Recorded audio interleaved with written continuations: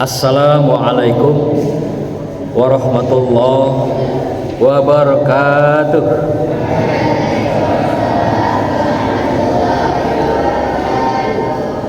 Alhamdulillahirabbil alamin wa bihi nasta'in ala umuri dunya waddin. Wassalatu wassalamu ala asrafil anbiya'i wal mursalin sayyidina wa maulana Muhammadin wa ala alihi wa sahbihi ajma'in. Allahumma salli ala sayyidina Muhammad wa ala alihi wa sahbihil mujahidin li iqamatid dini wa sallama tasliman katsira. Subhanaka la ilma lana illa ma 'allamtana innaka antal alimul hakim wa antas samiul alim wa antal ghafurur rahim.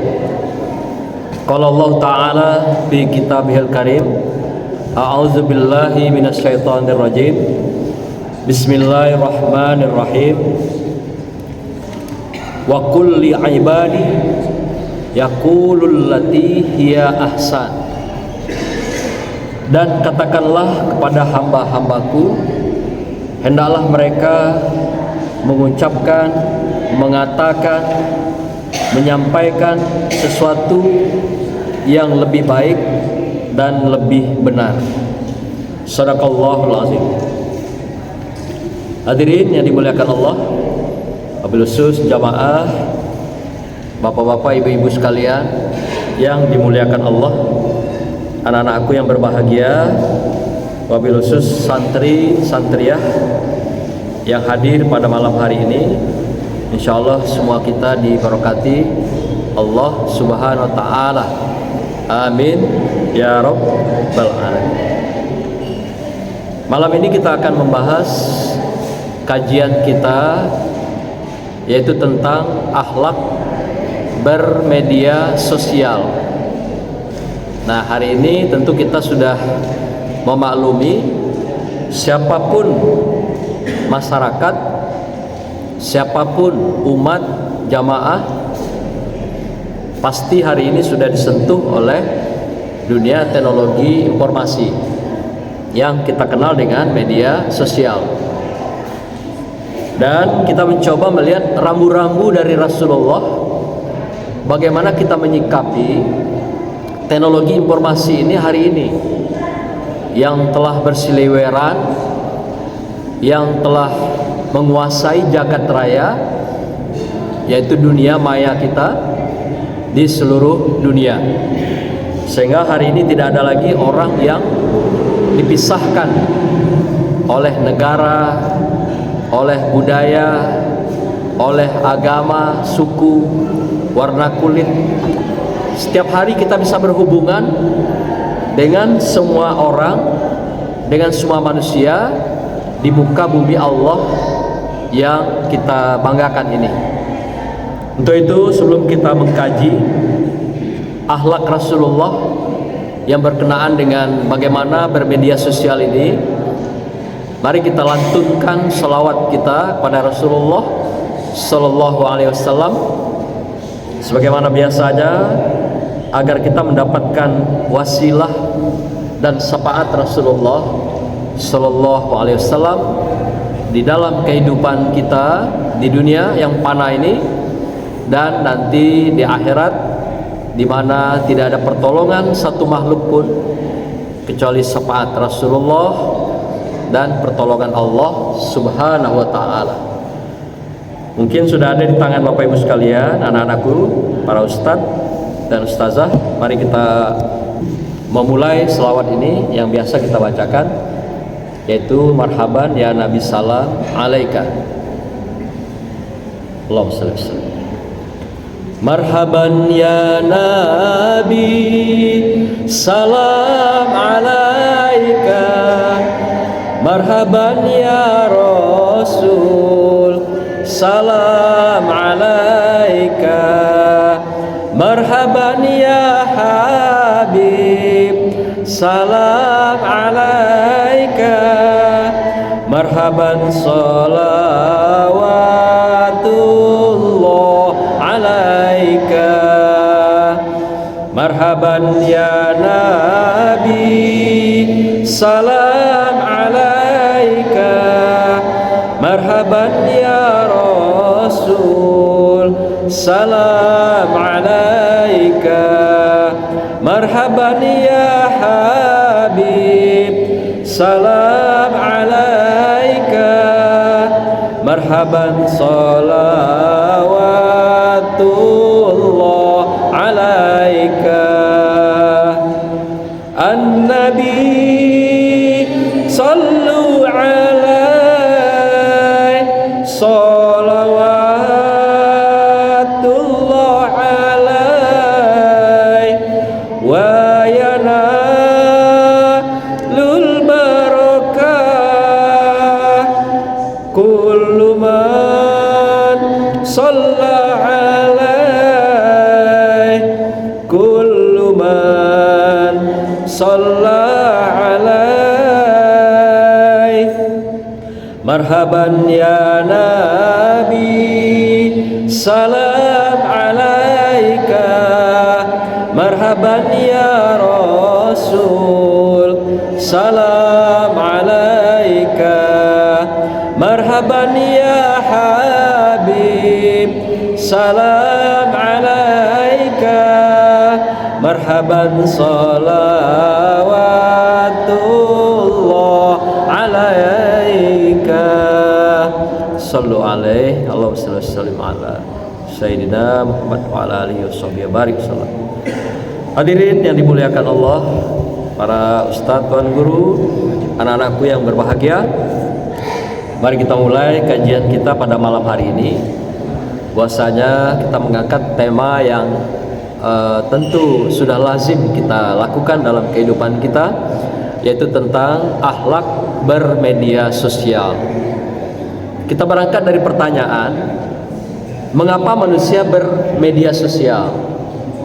Atau juga dalam kata lain, berkomunikasi dengan menggunakan Android, menggunakan smartphone atau HP cerdasnya, menggunakan teknologi informasi atau juga dikenal dengan teknologi digital yang serba mengandalkan jaringan, serba mengandalkan elektrik, dan juga serba mengandalkan aplikasi-aplikasi yang kita gunakan setiap saat.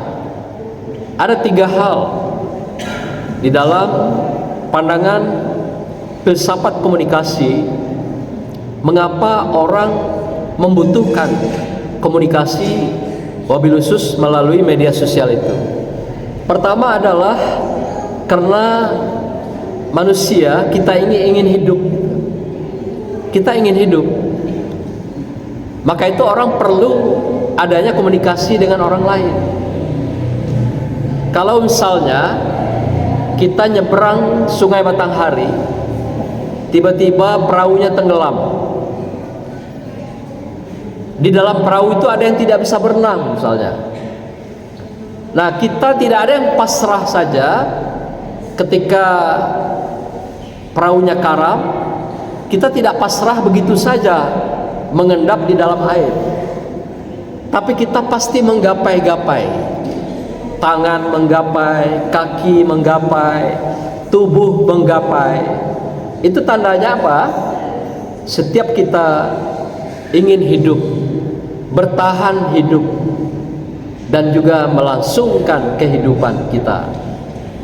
Maka itu manusia perlu melakukan hubungan dengan media sosial ini di dalam kehidupannya. Tidak dapat dibayangkan kalau ada seseorang yang hidup sendirian tanpa manusia lainnya. Tidak mungkin itu bisa hidup. Karena kita ini dikatakan dalam teori Darwin itu adalah Homo sapien. Homo sapien itu adalah makhluk yang cerdas, makhluk yang mengandalkan pikiran, makhluk yang mengandalkan hati. Kapan pikiran itu akan berkembang menjadi orang cerdas? Kalau dia tidak berhubungan dengan makhluk lainnya. Kapan dia menggunakan hati? Kalau dia tidak berhubungan dengan makhluk lainnya. Maka itu kesendirian itu adalah kesepian. Kesepian itu adalah kesedihan. Kesedihan itu adalah kita kehilangan makna kehidupan. Itu kata filosof ya. Jadi Bapak Ibu jangan pernah sendirian. Kecuali kalau malam hari sendiri kita bersama Allah Subhanahu wa ta'ala. Apakah kita beribadah di malam hari, membaca Al-Quran, berzikir di tengah makhluk-makhluk lainnya tertidur lelap, kita bangun, bangkit, kita bermunajat, berkomunikasi melalui media sosial yang canggih dengan jaringan antara kita dengan Allah Subhanahu wa ta'ala. Tetapi prinsipnya tidak ada manusia yang bisa hidup sendirian tanpa ada makhluk-makhluk yang lainnya. Maka itu kalau ada dalam suasana kesendirian, yang paling gak tahan sendiri itu bapak-bapak. Ya, kalau ibu-ibu masih bisa bertahan ya. Tapi kalau bapak-bapak tidak telap, Bu. Kenapa? Dia butuh teman ngobrol. Nah, kayak Pak Nas kita nanti tanggal 6 misalnya. Ya. Itu wujud dari bahwa kita ini makhluk komunikasi. Tidak telap dewean, tidak ada minta lain-lain tidak, tidak ada kebutuhan lain-lain tidak. Tapi butuh komunikasi, itu yang paling tinggi. Kebutuhan seorang manusia, wabil khusus bapak-bapak itu. Maka kalau bapak-bapak itu sampai hitungan 40 hari dia mulai mikir itu, siapa ganti ngobrol lagi gitu.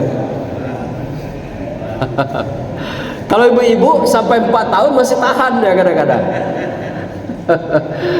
Kalau bapak-bapak 4 bulan biasanya taklu itu. Tapi panas masuk tahan lah ya. Bisa bertahan dalam kesendirian gitu kan. Luar biasa itu ya. Patut dikasih penghargaan itu. Bisa bertahan sudah sekian tahun. Ya luar biasa itu ya. Kita doakan beliau, ini adalah perjalanan pelaminan yang terakhir. Ya. Jangan nambah lagi seko. Ini terakhir lah ya. Kita doakan. Oh itu ya. Bapak Ibu sekalian, yang kedua, mengapa manusia itu berkomunikasi dengan media sosial? Yang kedua, dalam pandangan filsafat komunikasi, manusia itu ingin hidupnya bermakna, dihargai orang lain, dihormati orang lain, dimuliakan orang lain, disanjung orang lain, diterima oleh orang lain.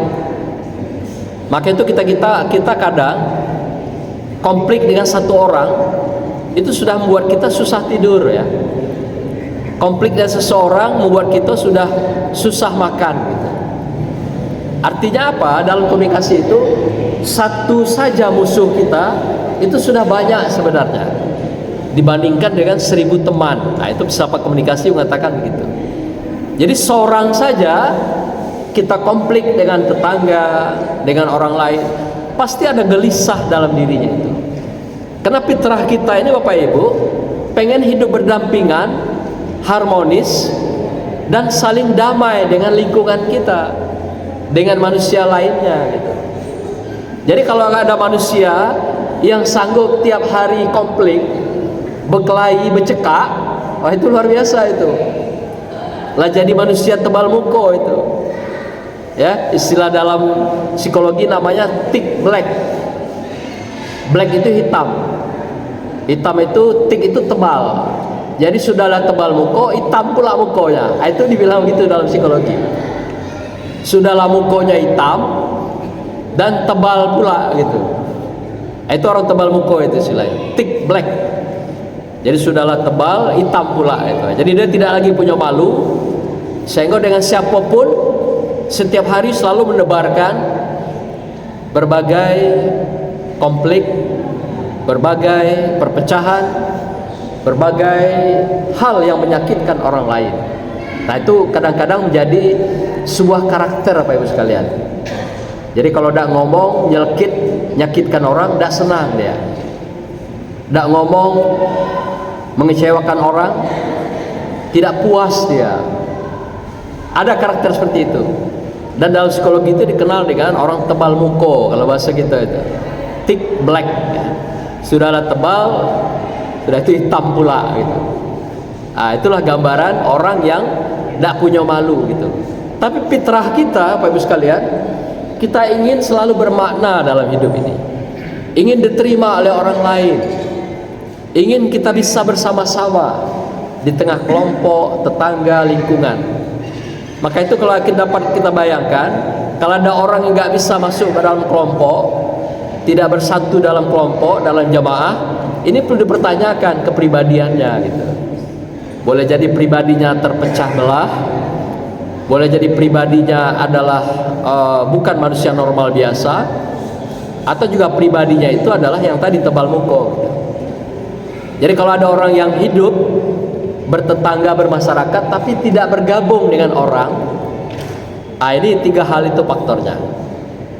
Maka itu Bapak Ibu sekalian, kita dianjurkan bersilaturahim, kita dianjurkan berada dalam satu komunitas kelompok untuk menjaga agar komunikasi itu berjalan dengan baik dan kita selalu mendapat tempat saling menghormati, menghargai siapapun orang lain di lingkungan kita. Yang ketiga, filsafat komunikasi mengatakan manusia itu selalu ingin berkembang, ingin bersosialisasi.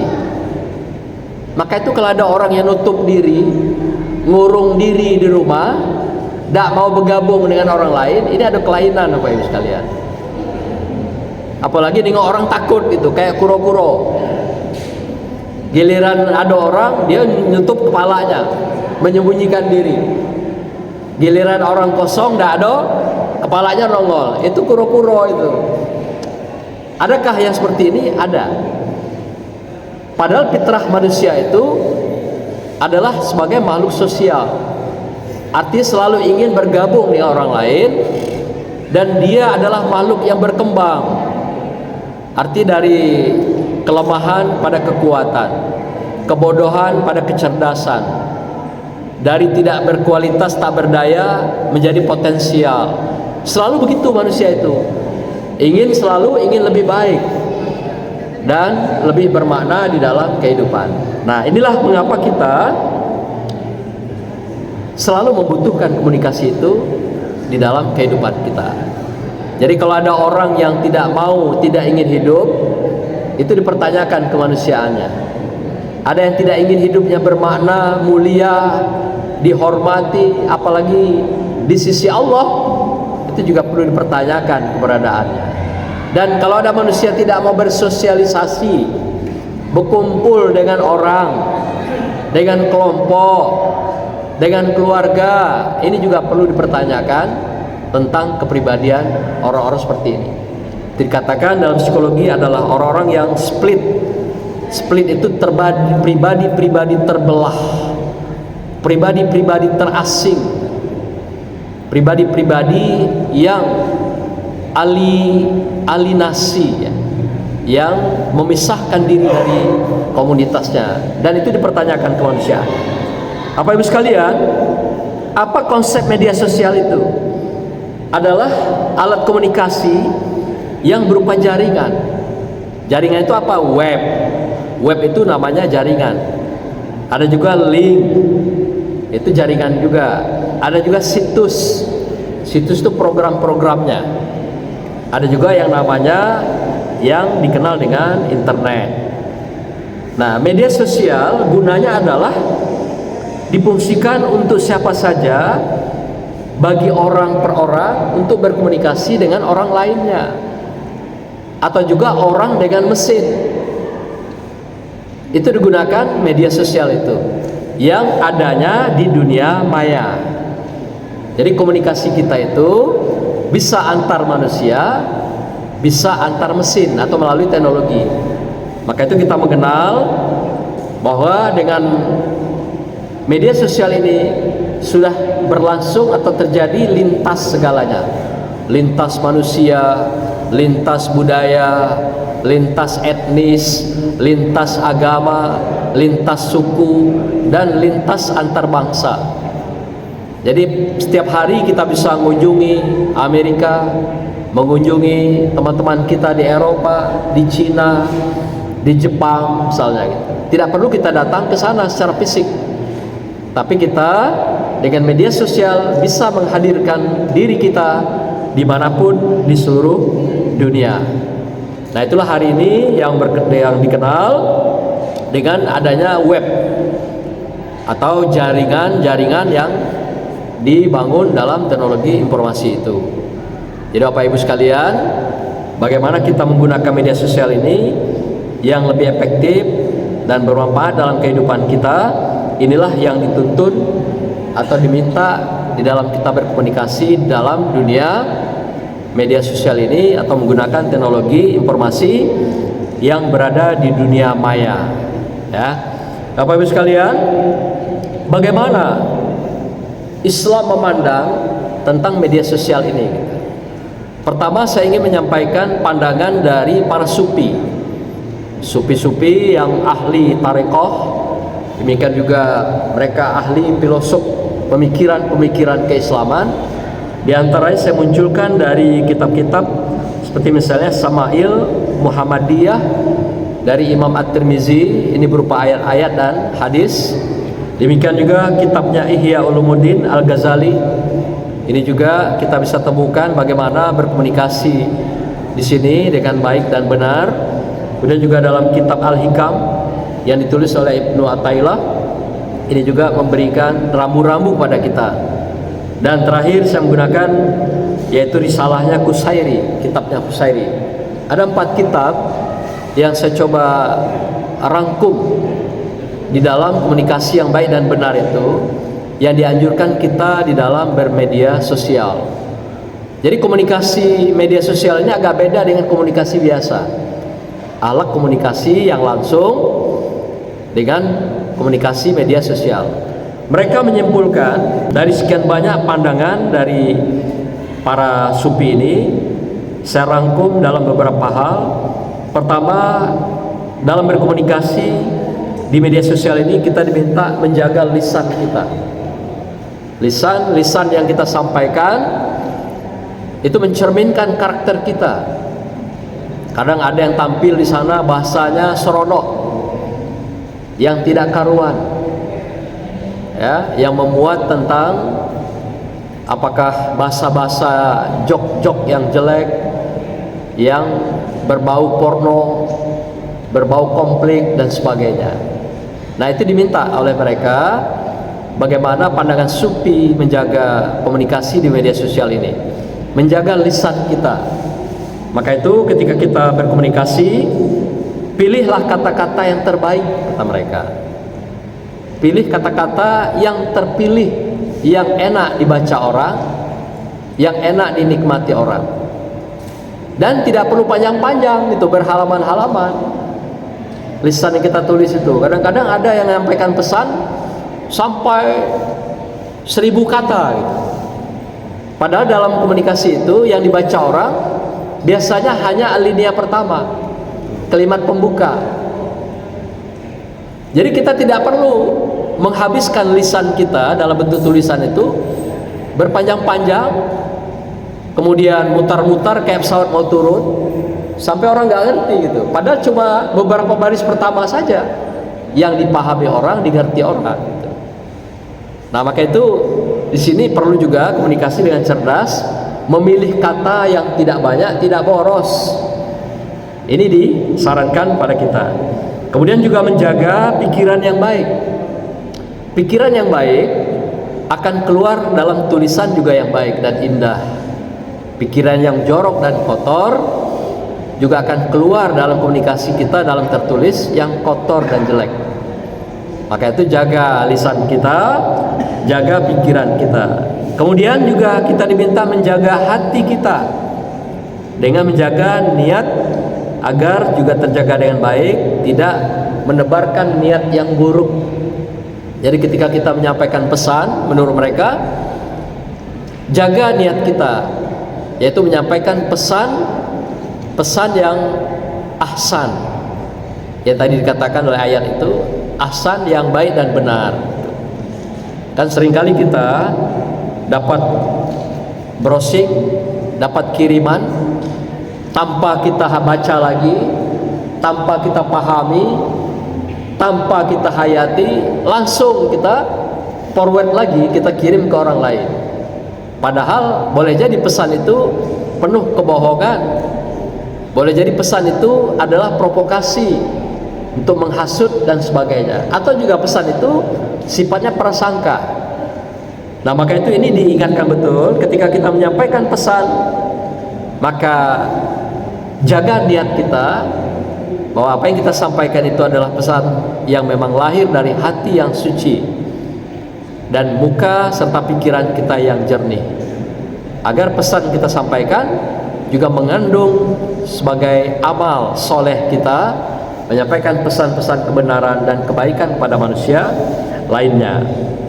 Kemudian juga menghindari perkataan yang buruk, prasangka, apalagi yang bersifat fitnah, yang dapat merugikan orang lain, yang fitnah itu dapat menjadi pembunuh bagi orang lain, lebih keji dan kejam dari ketika seorang membunuhnya secara fisik.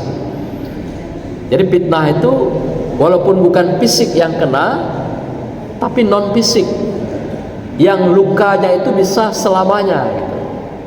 Nah, maka itu hati-hati dengan fitnah, dan itu sangat buruk, sangat dimurkai Allah dalam pandangan akhlak Islam kita. Ini juga dijaga, jangan sampai pesan-pesan yang kita sampaikan ternyata memuat berita yang sifatnya fitnah. Kalau bahasa hari itu apa? Hoax lah ya, hoax. Karena hari ini banyak sekali orang yang mengambil profesi sebagai buzzer. Buzzer itu kerjanya apa? Dari pagi sampai pagi lagi itu membuat fitnah. Nah, jadi buzzer itu sekarang lah menjadi profesi. Jadi mulai dari 10 tahun yang silam sampai hari ini masih ada buzzer-buzzer itu dipelihara oleh kelompok atau orang tertentu dalam rangka membuat pencitraan untuk dirinya, kemudian difitnahlah orang lain, dibusuk-busukkanlah orang lain, ya, dibuatlah gelap mata pada orang lain, agar apa? Orang yang membayarnya tadi itu namanya bagus, baik di mata orang lain. Nah, biasa fitnah itu yang sifatnya pekerjaan buzzer itu yang ada ditiadakan, yang tiada diadakan. Nah, itu kerja buzzer itu begitu. Maka itu kawasan mereka, ruang kerja mereka memang pada wilayah prasangka, fitnah, dan adu domba. Atau kalau istilah virus itu virus GIPA, yaitu gosip, intrik, fitnah, dan adu domba. Itu gawainya itu. Jadi virus itu. Jadi mereka kerjanya setiap hari memproduksi virus-virus yang membuat orang konflik, membuat orang kehilangan percayaan, membuat orang kehilangan harga dirinya, kemuliaannya di mata orang lain. Itulah tugas buzzer setiap hari. Ya, sampai hari ini masih ada sisa-sisa itu. Apalagi kita baru saja selesai pilkada secara nasional. Di mana-mana sama yang memerankan diri sebagai buzzer-buzzer itu. Jadi kerja mereka adalah menebarkan virus GIPA, gosip, intrik, fitnah, dan adu domba. Dan ini dilarang di dalam Islam ketika kita melakukan media sosial ini. Kemudian kita juga diminta untuk mengatakan yang lemah lembut, yaitu tidak kasar, tidak menghina, mencaci maki di media sosial. Itu juga tuntunan yang diberikan oleh para sufi kita dalam kehidupan. Karena ketika kita melontarkan perkataan caci maki, penghinaan, dan marah-marah di media sosial, akan ketahuan karakter kita jeleknya. Berarti itulah gambaran kita, kotornya hati kita, kumuhnya pikiran kita, dan comberannya lisan kita. Nah, ini akan ketahuan orang-orang yang berkarakter seperti itu di dunia media sosial. Kemudian menjaga etika komunikasi, saling menghormati, nggak rebutan, tapi saling menghargai. Teman juga punya bicara, punya ide, pemikiran, dan sebagainya. Lalu kita juga diminta yang paling penting adalah menghindari amarah emosional di dalam media sosial. Nah, ini juga jadi tuntunan para sufi ketika kita melaksanakan komunikasi. Bapak Ibu sekalian, hadis-hadis banyak sekali yang memberikan panduan pada kita agar melakukan komunikasi dengan baik dan benar di media sosial ini, yaitu saya rangkum ada 7 aspek besar ya di dalam kehidupan kita. Apa diantaranya? Berkomunikasi secara jujur dan amanah. Jadi ketika kita menyampaikan pesan adalah pesan kejujuran, kebenaran. Yang benar katakan secara benar, yang salah katakan secara benar. Inilah doa kita yang kita pinjam, kita kutip dari doa Nabiullah Ibrahim alaihissalam. Rabbi adkhilni mudkhala sidqin wa akhrijni mukhraja sidqin. Duhai Rabb, masukkan kami, jadikan lisan kami adalah kelompok dan lisan-lisan orang yang benar secara benar, dan keluarkan kami ya Rabb dari orang-orang dan lisannya yang tidak benar atau salah secara benar. Jadi kita minta masukkan kelompok yang benar secara benar, dan minta juga kepada Allah, keluarkan kami ya Allah dari kelompok orang yang salah, yang zalim, yang jahat, yang jahil secara benar.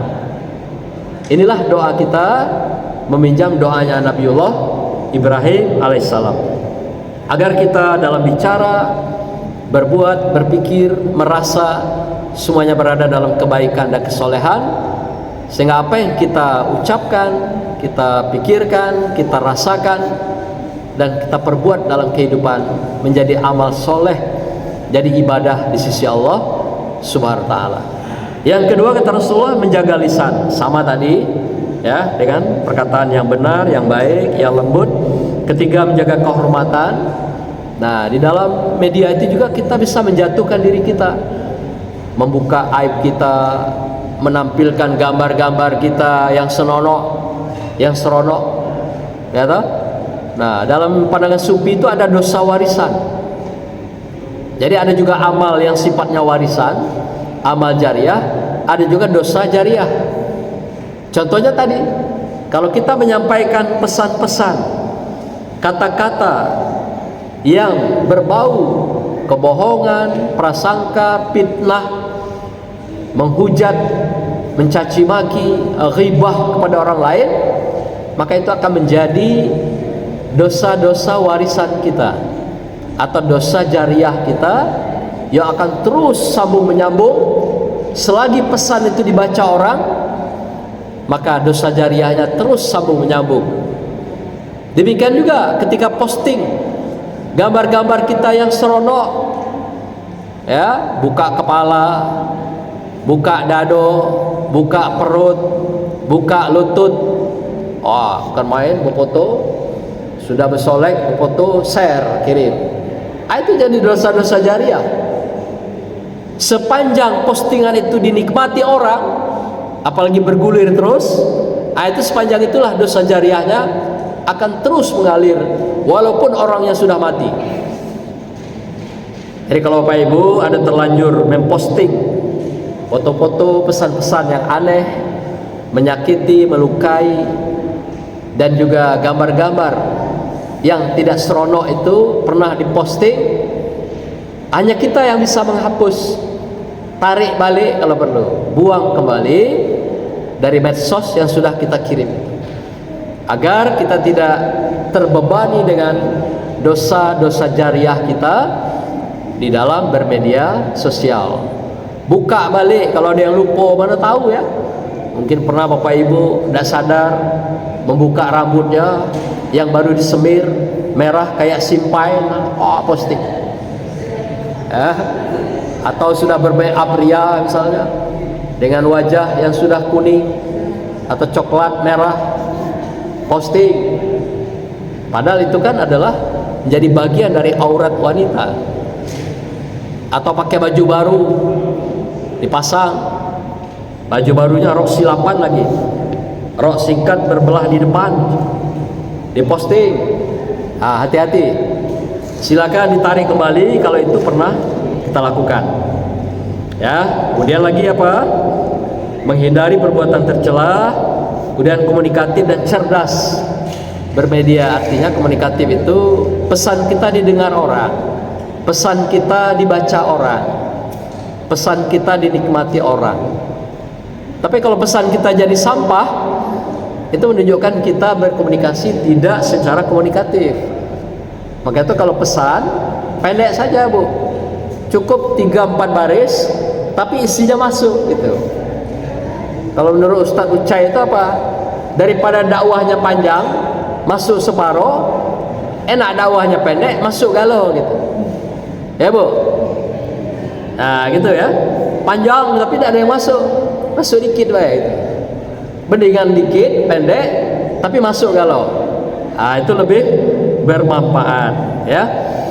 Demikian juga yang lain-lain, senantiasa kita melakukan tabayun. Tabayun itu artinya ketika kita menerima postingan orang, kita cross check dulu, benar gak pesan itu, benar gak dakwah itu, benar gak berbagai berita yang disampaikan itu. Kita kan kadang jarang baca itu, atau namanya dalam agama tabayun, cross check dengan sumber-sumber yang akurat, dengan sumber-sumber yang jelas dan pasti. Nah baru kita kalau sudah yakin itu benar dan baik, tidak menyakiti orang, tidak melukai, tidak mengecewakan, tidak sifatnya prasangka, tidak sifatnya fitnah, baru kita forward kembali, kita kirim kepada saudara kita, teman kita, atau kelompok-kelompok kita yang juga membutuhkan informasi-informasi yang penting tersebut. Ini beberapa hal yang perlu kita camkan. Nah terakhir, kita mencoba mempelajari dari aspek syar'inya, syariah dalam konteks ayat Al-Quran. Ada beberapa ayat kami tangkap, kami pahami dari Al-Quran untuk memberikan penguatan dari pembahasan kita ini. Saya angkat 3 ayat saja.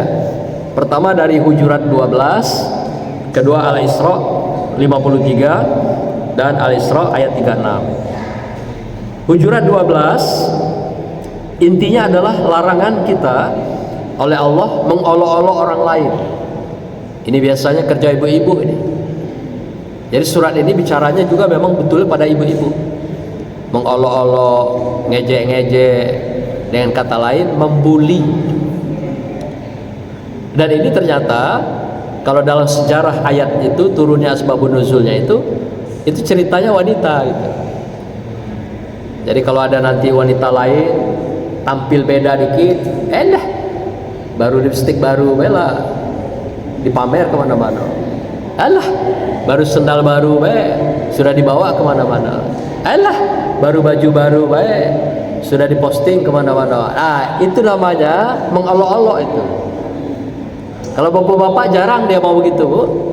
Bapak pakai kopiah baru, ditampil, dah ada gitu. Tidak mau bapak-bapak ngomong gitu, ya. Tapi ada juga yang ngomong, baru istri baru, udah gagahnya bukan main, sombong bukan main, akhirnya ngejek panas, gitu. Ya. Jadi Bapak Ibu sekalian, kita diminta Hujurat ini, yaitu larangan Allah mengolok-olok dan juga sama menjaga lisan kita, dan kita dilarang mencela dan memfitnah. Nanti Bapak Ibu baca dalam surah Hujurat ayat 12 ya. Nah, yang kedua dalam surah Al-Isra ayat 53 yang kami bacakan tadi, yaitu kita menghindari kata-kata yang buruk, kemudian kita diperintah untuk berkata yang baik dan benar. Jadi tidak cukup baik saja, tapi benar juga gitu. Kadang ada bahasa disampaikan dengan baik, ternyata barangnya nggak benar. Tapi kalau yang kita sampaikan benar, tentu dia baik. Nah, itu juga disampaikan yang benar secara benar. Kadang pesannya benar, informasinya benar, tapi disampaikan dengan cara yang tidak benar atau tidak baik, juga akan menjadi pesan itu tidak benar di telinga orang lain. Nah, jadi pada bagaimana pesan yang baik dan benar itu disampaikan juga dengan baik dan benar. Lalu disampaikan secara jujur. Lalu juga dilarang kita menyebarkan berita bohong, hoax, apalagi berita kebencian, permusuhan, dan menghasut orang lain sehingga menimbulkan perpecahan dan konflik di antara mereka.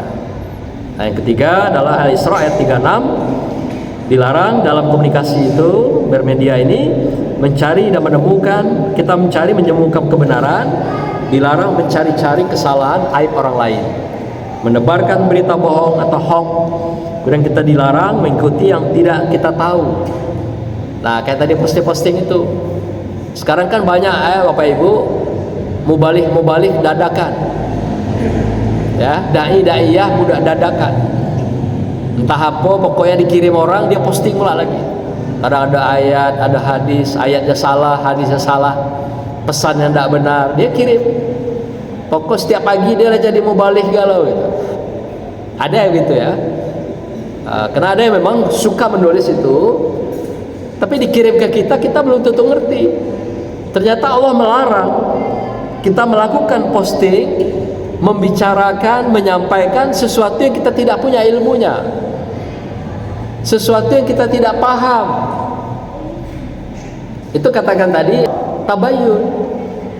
Tabayun itu selalu cross check kebenaran pesan-pesan yang kita terima dan akan disampaikan pada orang lain, agar nanti pesan itu kalau sudah disampaikan, nanti kalau salah balik ke kita nggak bisa meluruskan, kita tidak bisa membenarkan, karena kita bukan orang yang membuat pesan itu, kita hanya melakukan posting. Nah, maka itu dalam pandangan Rasulullah itu ada istilahnya sharing sebelum sharing.